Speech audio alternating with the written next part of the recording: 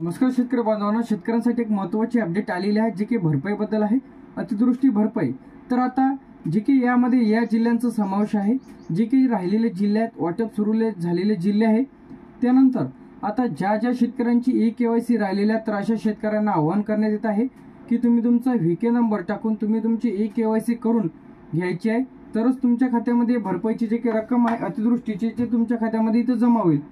तर यामध्ये कोणकोणते जिल्हे इथं आपले जे काय आहे यामध्ये चेक करून घेऊ. तर यामध्ये नुकसान भरपाई वाटप जे काही जिल्हे राहिलेले आहे ते आपण इथे चेक करणार आहे.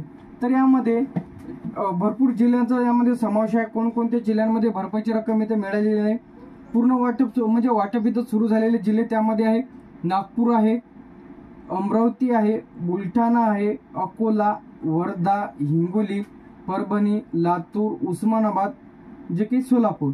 तर आता बहुतांश म्हणजे काही वाटप राहिलेले जे काही जिल्हे आहेत त्यामध्ये सुरू होणार आहे.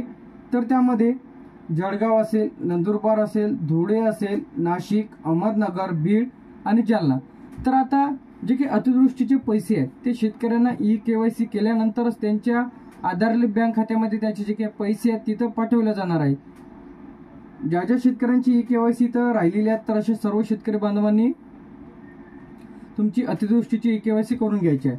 तर आता या जिल्ह्यांमध्ये पैसे वाटप इथे राहिलेले आहेत. तर त्यामध्ये बाकीचं राहिलेलं आहे भरपाई वाटप. त्यामध्ये जे काही जिल्हे आहे यामध्ये पुणे आहे, सातारा आहे, सांगली आहे, कोल्हापूर आहे, रायगड आहे, रत्नागिरी आहे, सिंधुदुर्ग आहे, ठाणे आहे आणि पालघर आहे.